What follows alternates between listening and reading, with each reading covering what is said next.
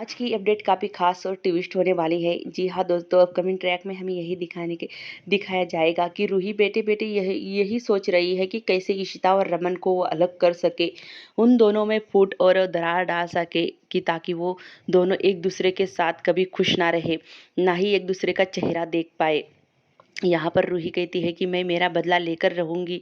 जो इशिता ने और रमन भल्ला ने 7 साल पहले मेरे साथ जो किया था, मैं उसका बदला लेकर रहूँगी। निधि रूही को फ़ोन लगाती है और कहती है कि तू क्या कर रही है? तभी यहाँ पर रूही कहती है कि कुछ नहीं, अभी मैं शूट के लिए जा रही हूँ। निधि कहती है कि कहीं तुम्हारा प्लान तो नहीं बदल गया अपने परिवार के पास जाने का? रूही कहती है कि नहीं मैम, मैंने आपसे पहले भी कहा था कि मुझे इशिता और रमन भल्ला को बर्बाद करना है। उन दोनों को मुझे ऐसे तोड़ना है कि ताकि वो एक दूसरे का शक्ल तक ना देख सके। तभी यहाँ पर रूही कहती है कि मैं कभी भी अपने परिवार के पास वापस नहीं जाऊंगी। उन लोगों ने मेरे साथ बहुत बुरा किया है। निधि इस बात को सुनकर काफ़ी खुश हो जाती है। वहीं दूसरी तरफ अब यहाँ पर इशिता कहती है कि मनी, तुमने क्यों नहीं बताया कि रूहान भी रमन की कंपनी के लिए ऐड करने वाला है? मुझे पता होता तो मैं कभी भी इस कॉन्ट्रैक्ट को लेती नहीं, और तुमने मुझे बताना चाहिए था। क्या तुम मुझे अपना समझते नहीं हो, अपने परिवार का हिस्सा नहीं समझते? मनी कहता है कि नहीं इशिता, ऐसी बात नहीं है। हाँ, मुझसे गलती हुई कि तुमसे ये बात छुपी रही कि रूहान रमन की कंपनी के लिए भी काम कर रहा है और हमारे भी, दोनों को एक साथ ही उसने साइन किए थे। मैंने तुम्हें बताया नहीं। तभी यहाँ पर इशिता गुस्सा हो जाती है और कहती है कि तुम्हें एक बार बताना चाहिए था। तभी यहाँ पर इशिता कहती है कि मैं यहाँ पर इंडिया आना ही नहीं चाहती थी, मुझे आना पड़ा। तभी मनी कहता है कि तुम इतना गुस्सा क्यों हो रही है? तुम्हें पता है जब तुम्हें आग में मतलब आग से किसने बचाया था? रमन ने बचाया था। वो फूल भी तुम्हें रमन ने ही दिया था। तभी यहाँ पर रमन आता है पीछे से और कहता है कि ना ही बचाता तो अच्छा होता, इसे मर मर जाती तो अच्छा होता, ताकि ये दिन तो नहीं देखना पड़ता। जो आदमी हमारे लिए 7 साल पहले ही मर चुका था, वो फिर से जिंदा होकर मैंने उसे बचाया। मैं उस दिन मुझसे बहुत बड़ी गलती हो गई कि इसे मैंने बचाया। इस बात को सुनकर इशिता काफ़ी टूट जाती है, क्योंकि रमन के मुंह से ऐसी कड़वी बातें अपने लिए सुनना यहाँ पर उसे बर्दाश्त नहीं होता इशिता से।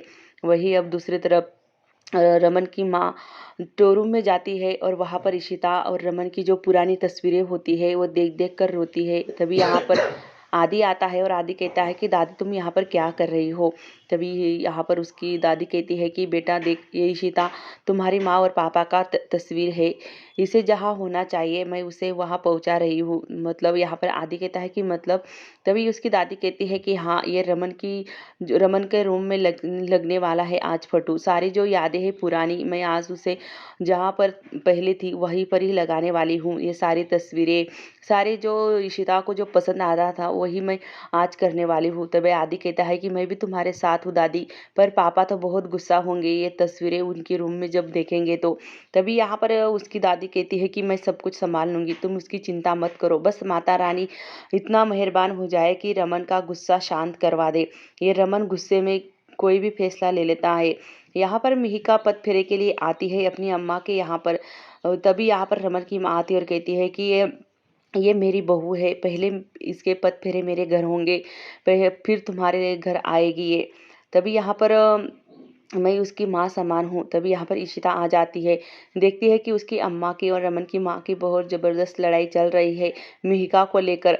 तभी यहाँ पर मिहिका से वो कहती है कि मिहिका तुम मेरी बहू है ना, तो तुम मेरे घर चलो। तभी यहाँ पर इशिता की अम्मा कहती है कि तुम्हारा बेटा तुम्हारे साथ नहीं रहता तो ये तुम्हारे घर क्यों आएगी? ये तो मेरी बेटी है ना, मेरे घर आएगी।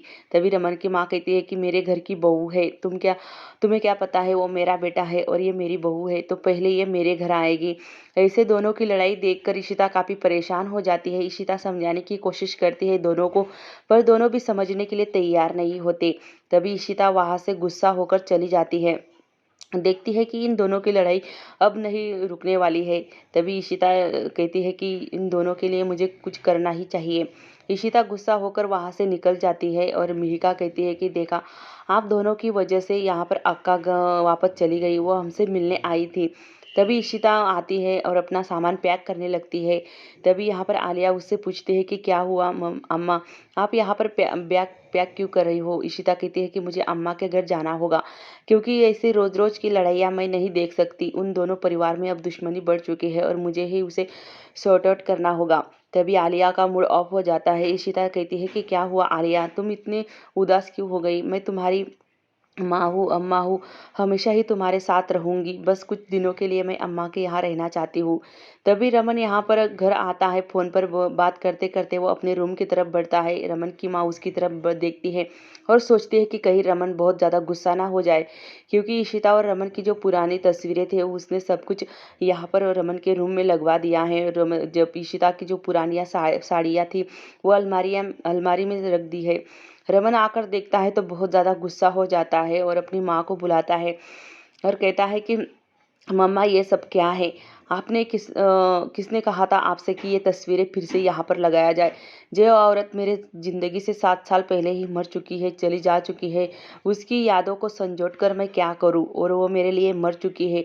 शायद वो आज ज़िंदा है पर मेरे लिए मर चुकी है और मैं उससे नफ़रत करता हूँ, काफ़ी ज़्यादा नफ़रत करता हूँ। उसकी माँ उसे समझाती है और कहती है कि नहीं रमन, तू ऐसा कुछ भी नहीं करेगा। तुम ये क्या कर रहे हो? तस्वीरें क्यों निकाल रहे हो? रमन अपने अलमारी से इशिता की साड़ियाँ निकालता है, बेड पर फेंकता है। सारी तस्वीरें निकाल कर वो अपने बेड पर फेंकता है। कहता है कि आपको किसने कहा कि इस औरत की तस्वीरें मेरे रूम में लगाने के लिए? मैं तो इससे नफ़रत करता हूँ और इसकी शक्ल तक देखना नहीं पसंद करता, और आपने सोच भी कैसे लिया कि ये मेरे जीवन में फिर से वापस आ पाएगी? रमन सारा सामान उठाता है और बाहर जाता है। उसकी माँ भी उसके पीछे-पीछे चली जाती है। तभी रमन देखता है कि वहाँ पर इशिता भी आई हुई। वह इशिता की तरफ देखता है और कहता है कि ऐसी यादें संजोट कर अच्छा है कि उसे जला देना ही बेहतर होगा। जो मुझे छोड़कर चला गया था 7 साल पहले, वो कभी ज़िंदा नहीं हो सकता। ज़िंदा होते हुए भी वो मेरे लिए मरा है और हमेशा के लिए मरा रहेगा। मतलब मैं उस इंसान से नफ़रत करता हूँ और आज भी करता रहूँगा और हमेशा करता रहूँगा। तभी यहाँ पर रमन अपना लाइटर निकालता है और सारे जो इशिता की यादें, रमन की यादें होती है उस पे उसे जला देता है। ये देखकर इशिता काफ़ी हैरान हो जाती है कि आखिर रमन इतने हद तक नीचे गिर सकता है कि वो मुझे